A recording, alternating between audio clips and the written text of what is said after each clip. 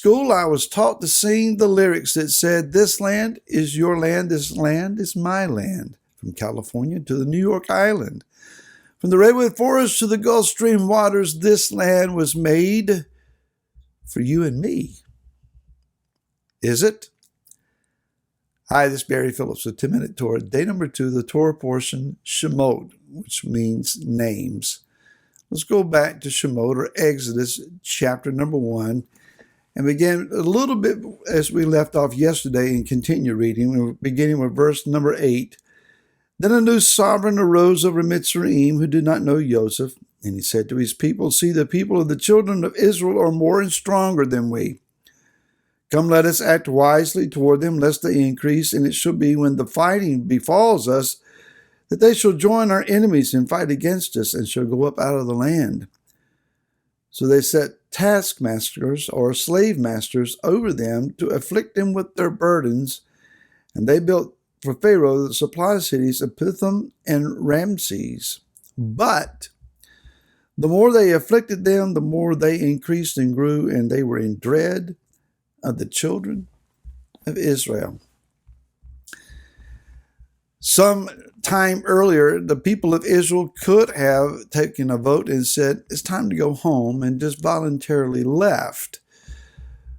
But Yah had already prophesied to Abraham what would happen. His prophecy did not constrict them and prevent them from leaving, but rather his prophecy revealed what choices they would make. And so this verse in Bereshit, or Genesis, chapter number 15, verse 13, it says, "And he," that is Yahweh, "said to Abram, know for certain that your seed are to be sojourners in a land that is not theirs, and shall serve them, and they shall afflict them 400 years. The land is not theirs. They're living in a land that does not belong to them. Yet Israel had come to see themselves as a subculture of the Mitzrayite culture. And they were significant in that they had come to the place where they're outnumbering the Mitzrayites. The Mitzrayites were in fear of them. But while they saw themselves as a subculture, the Mitzrayites saw them as intruders and changed their perspective and their dealings with them in such a way that they began to enslave them. If we go back to Bereshit, or Genesis chapter number 9, reading verse 24 and 25, "And Noach awoke from his wine, and he knew what his younger son had done to him." It says younger son here, so he's not the elder son. "And he said, Cursed be Kenan, and let him become a servant of servants to his brothers." This is a curse placed on the lineage of Ham because of Ham's deviant behavior. We'll just leave it there. If we go over to chapter number 10, we read in verse number 6, "And the sons of Ham, Cush and Mitzrayim."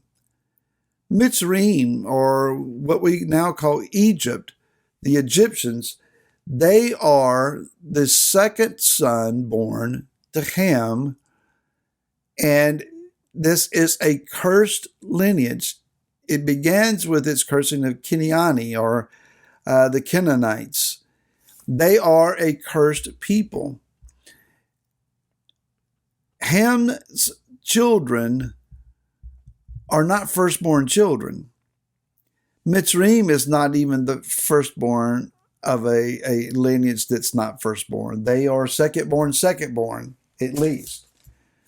And so we see then that this secondborn generation, I'm trying not to say lower level status, but the firstborn is the Shemites, that's the Hebrews, that's the people of Israel that are in the land. They are its significance in Yah's sight as the firstborn, and yet it is a lowerborn, and the lowerborn is not even right either, but it's the second or thirdborn lording over them. In other words, Things have gotten out of order.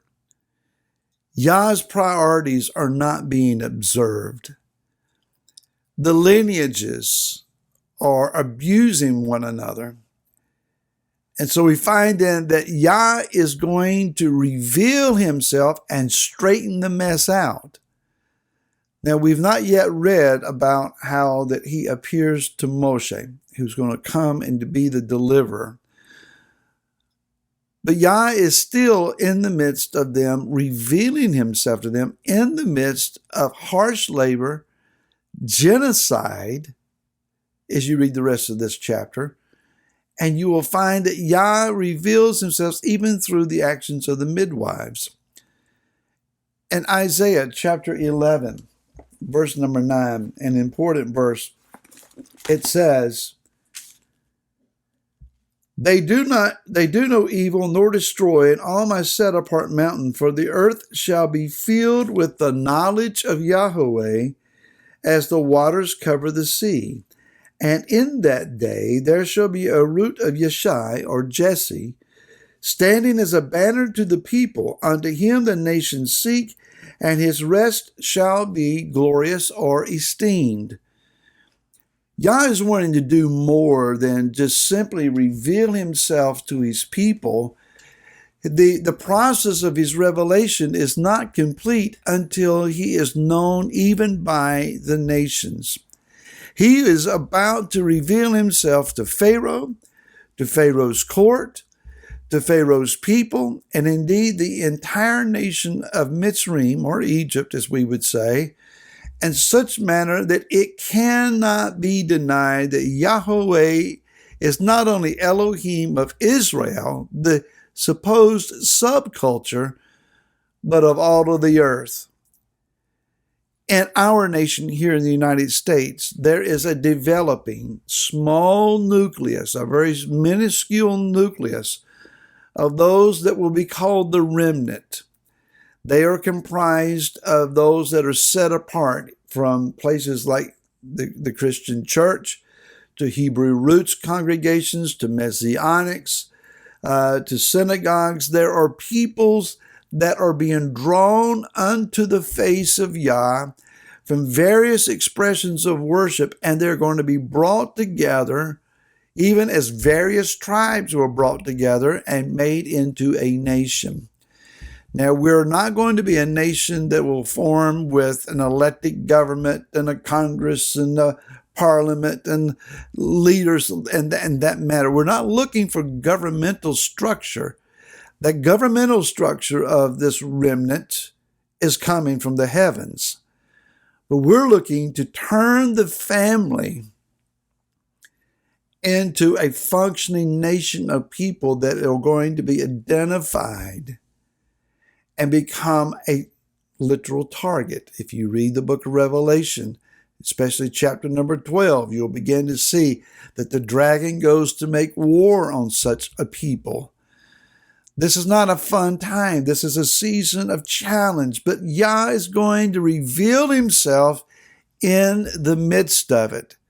And the revelation of Yah to this earth through this people is not going to be complete when whatever host nation we may be living in realizes we need to let these people go.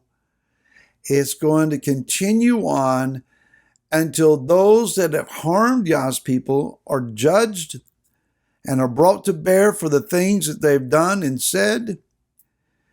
And Yah's people are released to be returned to the land until the nations of the earth, all of them, every last nation on the earth will recognize and know that Yahweh is not only Elohim of Israel, but Elohim of all of the earth.